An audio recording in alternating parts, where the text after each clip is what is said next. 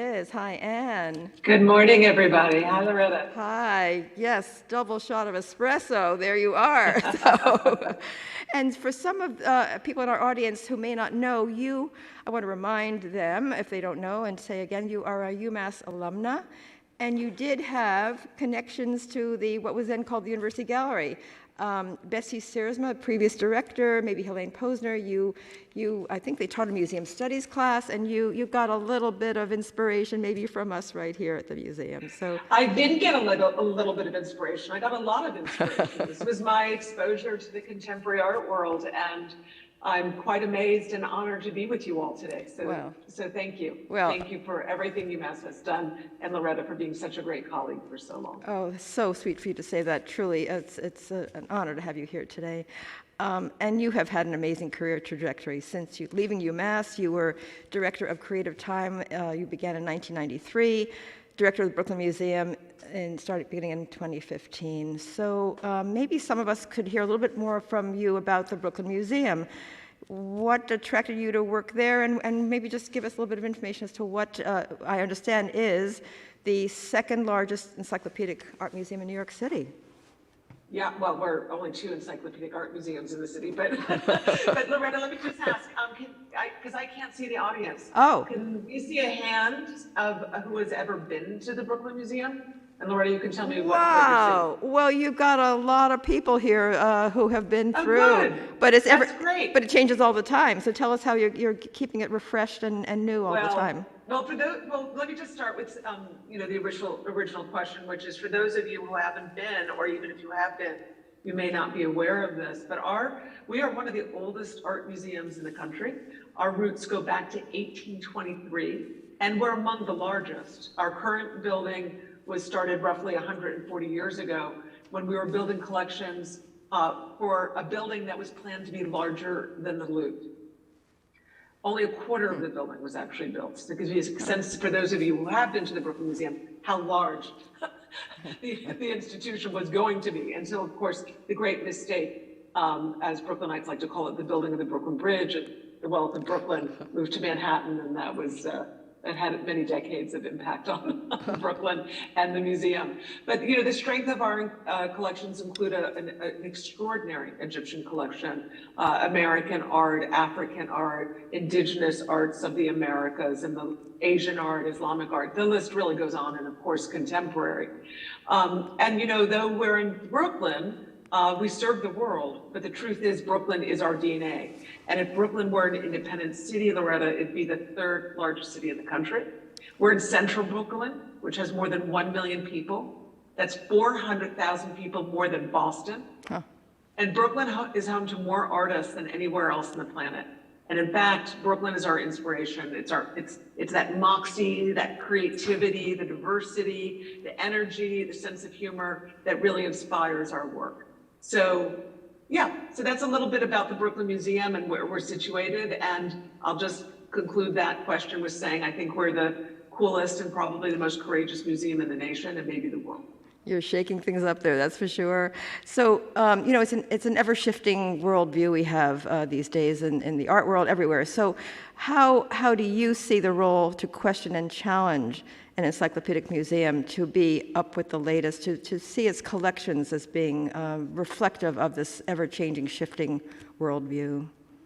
Well, art doesn't want to be put in a box, right? And art is not static. So we absolutely do believe that it is our honor and joy and responsibility to question and challenge traditions of our field. And the truth is the Brooklyn Museum has been doing that throughout its history.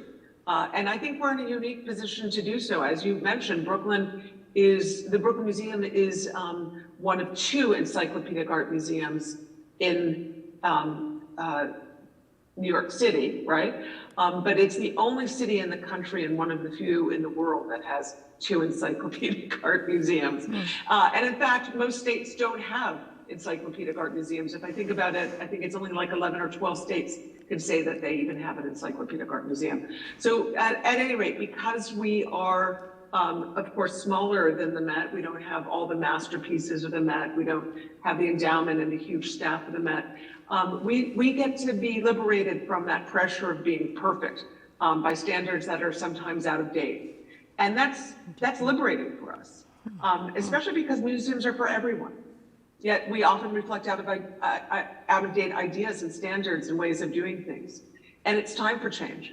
And the changes that we're seeing are exciting. It's, for example, thrilling to welcome new audiences, to work on expanded narratives that are much more inclusive, and to contribute to expanding the art historical canon.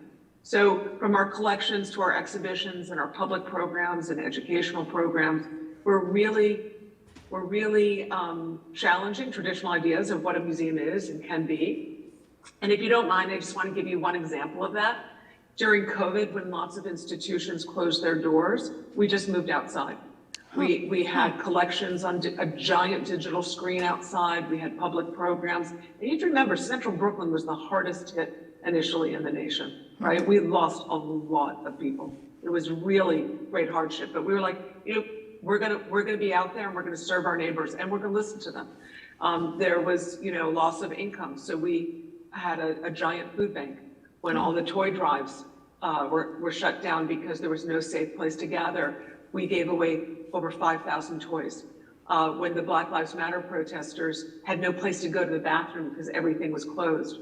So proud of my team. We opened up the museum so they had a place to go. So we're really, in so many ways, we're really challenging what what we think of as a traditional museum. And you at the helm, as being one of the most socially progressive major museum directors, I think you've answered the question about how you're embracing social activism in a museum that's at the heart of a very major city. So thank you for all that important work you're doing. And you're the right director for the right museum, because the Brooklyn Museum has long been a trailblazer. I learned that it was one of the first museums in the U.S. to collect and exhibit the arts of Africa as art, not as ethnographic material. I saw you once said, read somewhere, you want to connect the past to our radical present. So how have you gone about this? I mean, given the fact that it's been the arts of Africa, maybe, for example, how it started way back, being viewed as art. How do you see that ever-shifting radical view coming into play here? Well, there's so many ways in which we're, pursuing these kinds of conversations. So, for example, you can see in the museum right now a little exhibition of art, indigenous art from North America, Central and South America, in a show called Climate in Crisis. So, we're taking the conversations of today and having the collection objects, the historic objects, be in conversation. So this exhibition takes a look at the ways in which indigenous ways of life are really being challenged due to climate. Or another example is this summer, we opened an exhibition with a Brooklyn artist named Duke Riley. And Duke has been very concerned about the abundance of plastics in our waterways.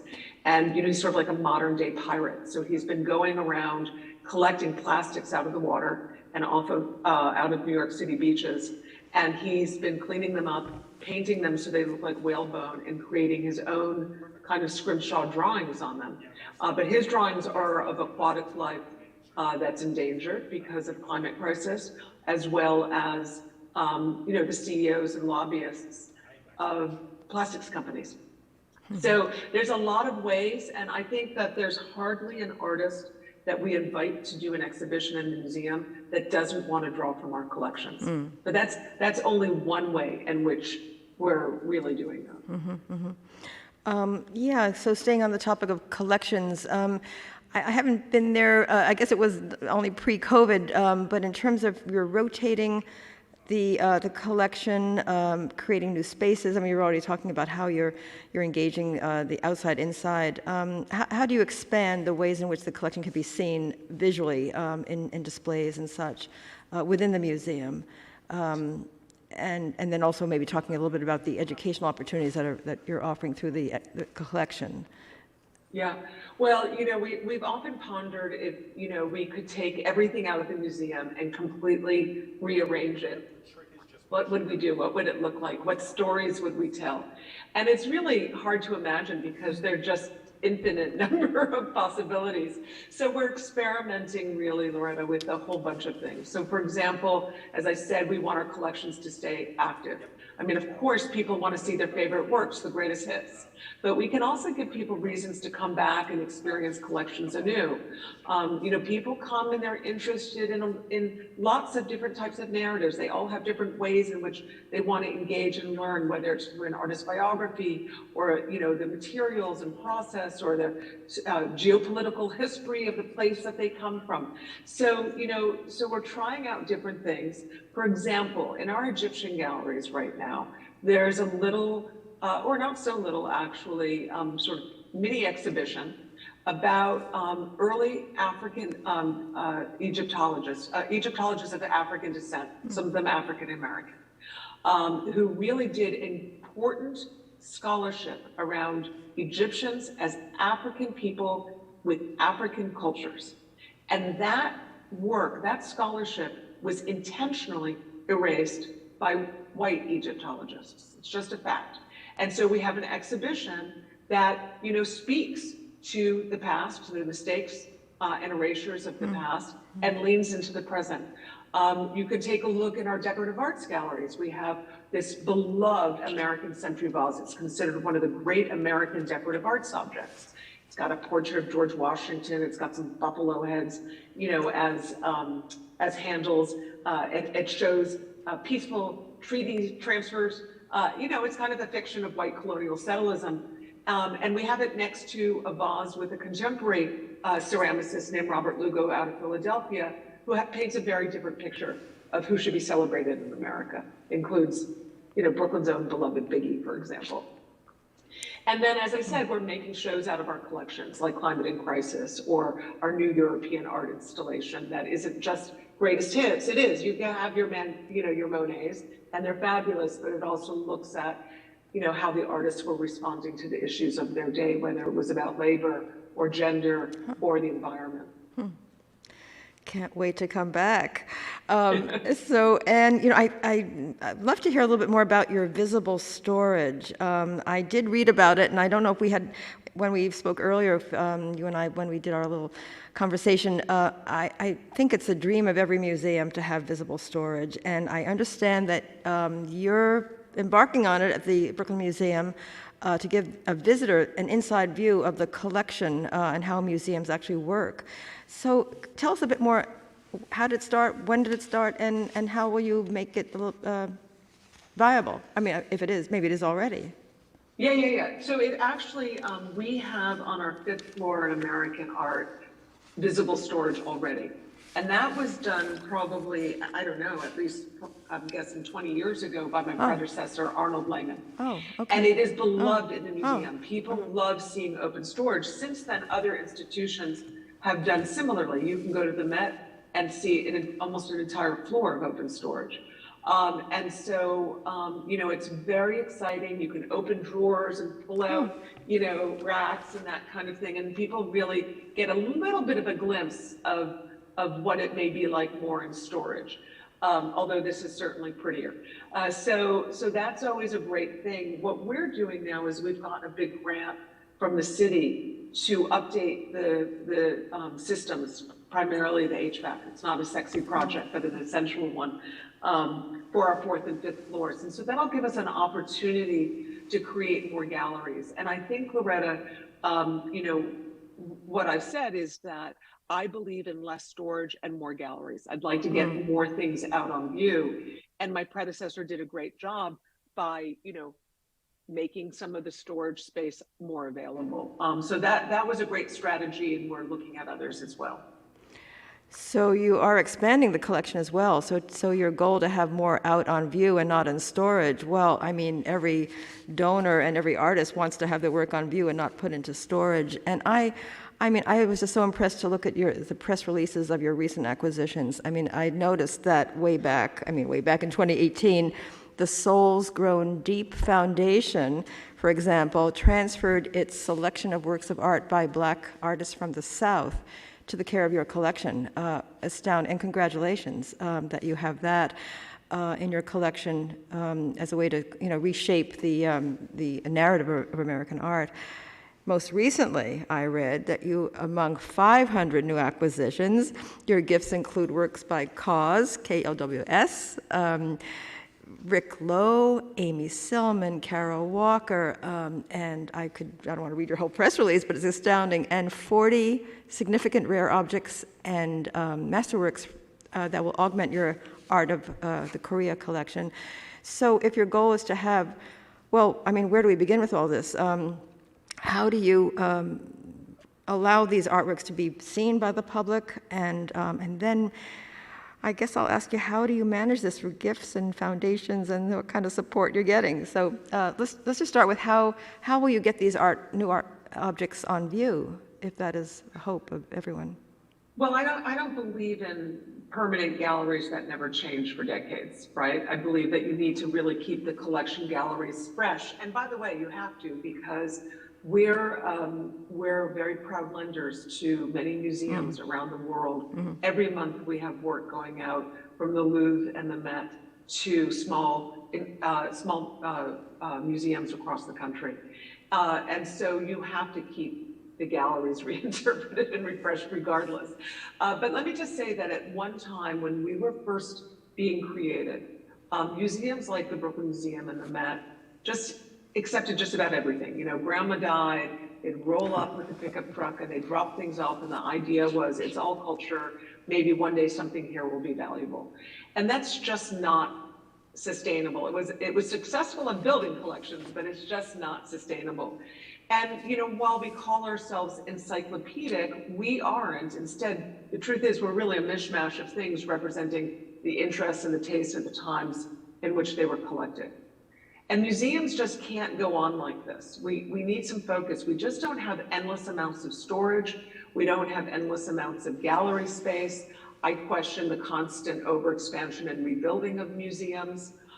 We have limited human resources. The Brooklyn Museum has probably the smallest staff of any of the major museums in the country, the smallest endowment.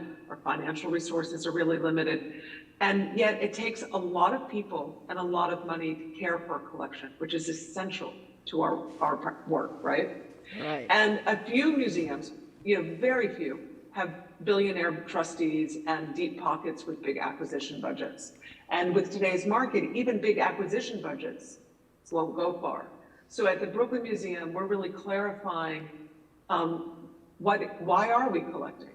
And really we're thinking a lot about what are the stories we can tell? What are the stories that our current collections do well? What are the stories they don't do so well that we wish they would? We want to take a look at what stories we're shaping, because 50 years from now or 100 years from now, people will come back to the Brooklyn Museum and they'll want to understand the times in which we live. And we'll want to have collections that can help illuminate what's going on today, which is a mystery to us all. It's so confusing. There's so much, but nevertheless, I digress.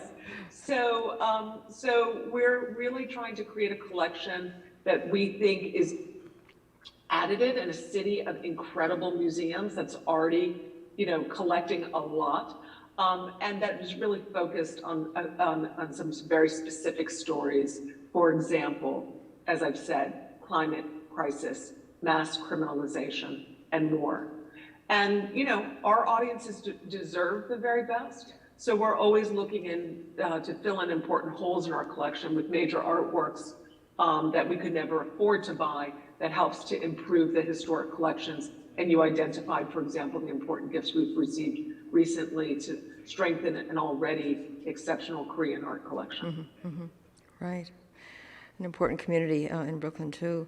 I don't know if I mentioned to you, we are going to screen an 8-minute TED Talk by Swizz Beatz. We couldn't get him here, but I know he's someone that you have worked with as an artist, collector.